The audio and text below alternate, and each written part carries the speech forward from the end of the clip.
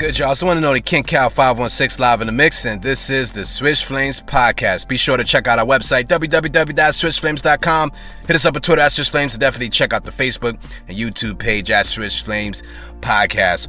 Well, what do we have here today? The one and only Kyrie Irving will be returning to the Brooklyn Nets. I have the official statement right here, released by the Brooklyn Nets. And this is so interesting. The Nets released this yesterday, and I want to read this to you guys. But Kyrie Irving is making a return to the NBA. All right, so here's the official notice released by the Nets. This is from the general manager, Sean Marks. We will read this, and then we'll start to dive into this topic of Kyrie Irving returning. So here it is. After discussions with our coaches, players, and staff, the organization has decided to have Kyrie Irving rejoin the team for games and practices in which he's eligible to participate. We arrived at this decision with the full support of our players and after careful consideration of our current circumstances, including players missing games due to injuries and health and safety protocols. We believe that addition of Kyrie will not only make us a better team, but allow us to more optimally balance the physical demand on the entire roster. We look forward to Kyrie's return to the lineup, as well as getting our entire roster back together on the court. So, basically, Nets management has caved in and is allowing Kyrie Irving to come back, and I'm happy for that. I didn't think they should have sat down Kyrie Irving. I understand the concept of they're saying, they don't want a part-time player, but Kyrie Irving was willing to play in all the away games. He just doesn't want to get the vaccine. He's willing to play any game that he's eligible to play. So the Nets chose to sit him down, and they sat him down with pay, but they chose to sit him down.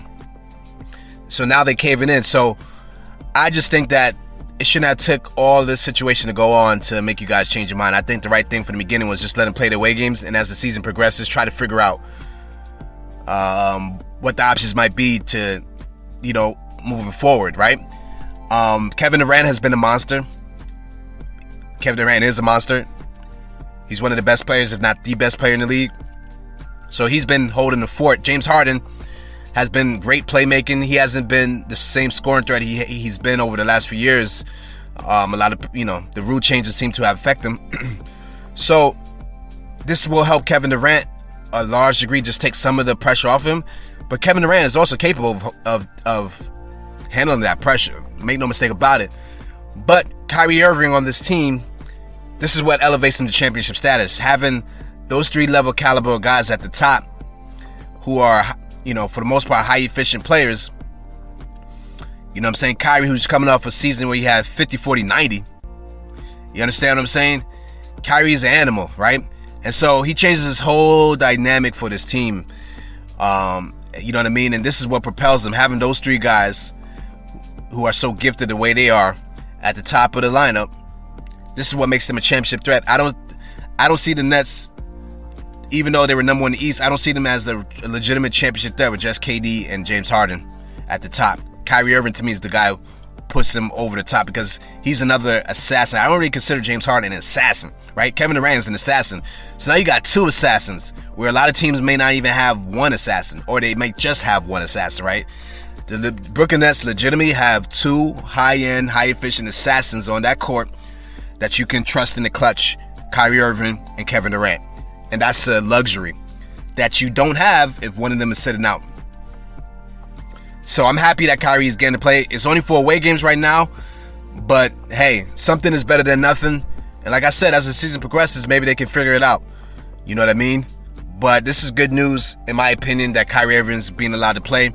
I don't like this thing where the management of teams can sit players out and it's okay, but if the player wants to sit out because he has a problem with the team, it becomes a big deal. Now, I don't agree with how Ben Simmons went about his situation, right? But look at the backlash Ben Simmons gets, right? The Nets didn't get any backlash. It was Kyrie Irving who got the backlash because he didn't take the vaccination. It's amazing, right? Meanwhile, the Nets chose to sit him down for the away games. Kyrie, it wasn't like Kyrie was saying, okay, I'm not taking the vaccination. He understood that it was only in New York he wouldn't be allowed to play. But Kyrie Irving, it's not like he wasn't willing to play basketball. He was willing to play basketball the whole time. The Nets chose to sit him down, right? And nothing is said about that, right? So it's going to be interesting whenever they have the next CBA, because you know that some owners probably not going to like how James Harden got his way out of Houston. Probably not liking what's going on to Ben Simmons. But there's a few things that I could say from the players' perspective that they could be upset about. You know, for instance, last year, Blake Griffin and Andre Drummond, they got bought out, right? But they were told to sit down while they try to figure out a trade before the trade deadline. These guys were sitting down for like a month, totally healthy, right?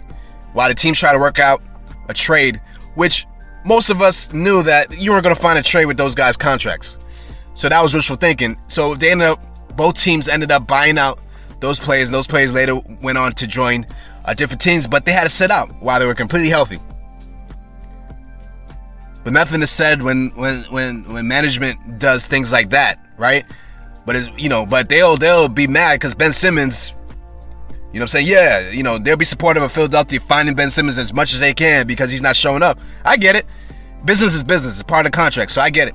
Like I said, I'm not necessarily condoning how Ben Simmons went about it, but all I'm just saying is that the next CBA, these guys, both sides are going to have to work it out because, you know what I mean? The way the picture's being painted is always looking like the players are entitled and the players are in the wrong. But like I said, I feel like the players have an argument to some of these circumstances as well.